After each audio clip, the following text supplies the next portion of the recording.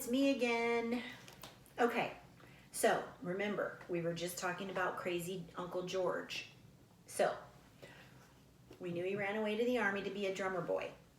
So when supper was over, Uncle George went outside the door and blew his army bugle. Long and loud.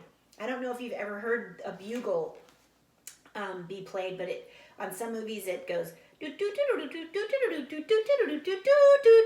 you've ever heard that, that's kind of what the bugle was, and that's what he was doing outside, because that's what he did in the army. It made a lovely ringing sound far through the big woods, you know, like an echo, where you go, hello, hello, hello. The woods were dark and silent, and the trees stood still as though they were listening. Then from very far away, the sound came back.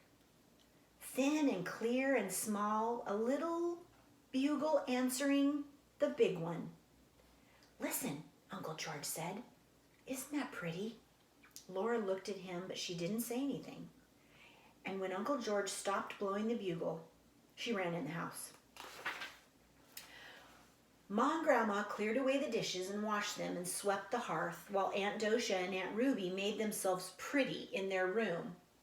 Laura sat on their bed and watched them comb their long hair and part it carefully. They parted it from the forehead to the nape of their neck, and then they parted it across from ear to ear. They braided their back hair in long braids, and then did the braids up carefully in big knots. So if you can see the picture, this is how they did their hair. There's a big braid in the back, and then on the side they left the front part long, but they kind of put it behind their ears. So different than we do. We leave ours long or put it in a ponytail or something like that. Let's see, where am I? Oh, they had washed their hands and faces and scrubbed them well with soap at the wash basin on the bench in the kitchen.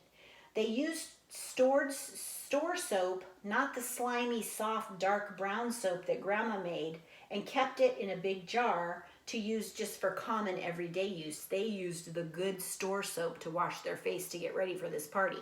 Well, I guarantee you, Aunt Dosha and Aunt Ruby, they're older, so they're probably gonna try to get a boyfriend. Shh.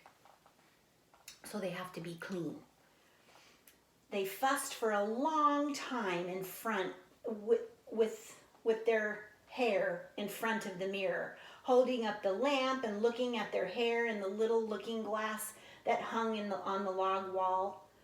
They brushed it so smooth on each side of the straight white part that it shone like silk in the lamplight.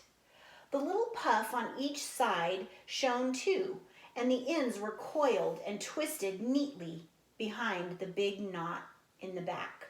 Oh, so they put the long piece behind the knot in the back instead of behind their ear. Sorry about that. Then they pulled on their beautiful white stockings, and they had knit of fine cotton thread in lacy openwork patterns. And they buttoned up their best shoes.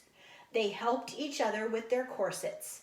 Aunt Dosha pulled as hard as she could on Aunt Ruby's corset strings, and then Aunt Dosha hung on to the foot of the bed while Aunt Ruby pulled on hers. I don't know if you've ever seen a movie of old-fashioned dresses, but they're these tight things called corsets, and they make the lady's waist so tight and tiny, and then on the back it's like a shoelace, and you have to pull it really tight, and so it's very uncomfortable because I'm sure that they can't breathe while they wear it. I would never wear one, obviously.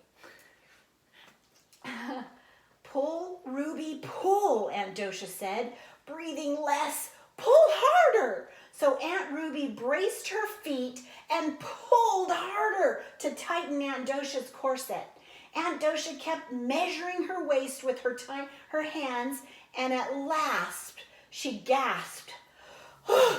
I guess if that's the best you can do, she said. Caroline says Charles could span her waist with his hands when they were married. Caroline was Laura's mom. And when she heard this, Laura felt proud because she knew her mom. used to be very thin before she had kids.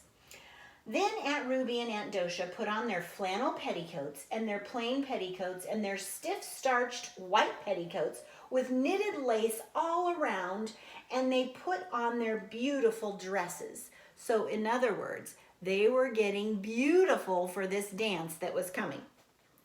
Aunt Dosha's dress was sprigged print dark blue with sprigs of red flowers and green leaves thick upon it. The basque was buttoned down the front with black buttons. Aunt Ruby's dress was wine-colored calico, covered all over with a feathery pattern in lighter wine color. It buttoned with golden-colored buttons, and every button had a little castle and a tree carved on it. Aunt Dosha's pretty white collar was fastened in front with a large round cameo pin, which had a lady's head on it. But Aunt Ruby pinned her collar with a red rose made of sealing wax. She had made it herself. They looked lovely, sailing over the floor so smoothly with their large, round skirts. Their little waists rose up tight and slender in the middle, and their cheeks were red and their eyes bright under the wings of shining, sleek hair. Ma was beautiful too, in her dark green delaine, with the little leaves that looked like strawberries scattered all over it. The skirt was ruffled and flounced and draped and trimmed with knots of green ribbon around, nestling at her throat with a gold pin. Ma looked so rich and fine that Laura was afraid to touch her. People had begun to come. They were coming on foot through the snowy woods with their lanterns, and they were driving up to the door in sleds and wagons. Sleigh bells were jingling all the time. The big room filled with tall boots and swishing skirts, and ever so many babies were lying in rows on Grandma's bed.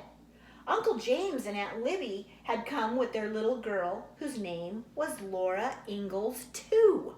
So another Laura Ingalls. The two Lauras leaned on the bed and looked at the babies. And the other Laura said her baby was prettier than baby Carrie. See, here's the two Lauras. They're standing at the bed, and see all the babies lined up right here because all the adults were talking. Well, the other Laura said that her baby was prettier than baby Carrie. And Laura said, "She's not either. Carrie's the prettiest baby in the world." "No, she isn't," the other Laura said. "Yes, she is." "No, she isn't." They were fighting. Ma came sailing over in her fine delaine and said severely, "Laura." So neither Laura said anything else. So they were in trouble. Uncle George was blowing his bugle. It made a loud ringing sound in the big room, and Uncle George joked and laughed and danced, blowing the bugle. Then Pa took his fiddle out of its box and began to play, and all the couples stood in squares on the floor and began to dance when Pa called the figures. Has anyone ever done the square dancing? I know when I was in school they used to teach square dancing, but I don't know if they do that anymore in your PE class or your art class or something like that. Anyway, it's a kind of dance that they used to do. "Grand right and left," Pa called out, and all the skirts began to swirl and all the boots began to stamp. The circles went round and round, and all the skirts going one way and all the boots going the other way. Hands clasping and parting high up in the air. "Swing your partner round and round," Pa called. They all did as Pa said. Laura watched Ma's skirt swaying and her little waist bending and her dark head bowing, and she thought Ma was the loveliest dancer in the world. The fiddle was singing, "Oh, you buffalo gals, aren't you coming out tonight?" The little circles and the big circles went round and round, and the skirts swirled and the boots stamped, and partners bowed and separated and met and bowed again. In the kitchen, Grandma was all by herself stirring the boiling syrup in the brass kettle. She stirred in time to the music. By the back door was a pail of clean snow, and sometimes Grandma took a spoonful of syrup from the kettle and poured it on some of the snow in a saucer. So for now, we're going to be done again, and I will read the rest of the chapter the next time I see you. Bye-bye.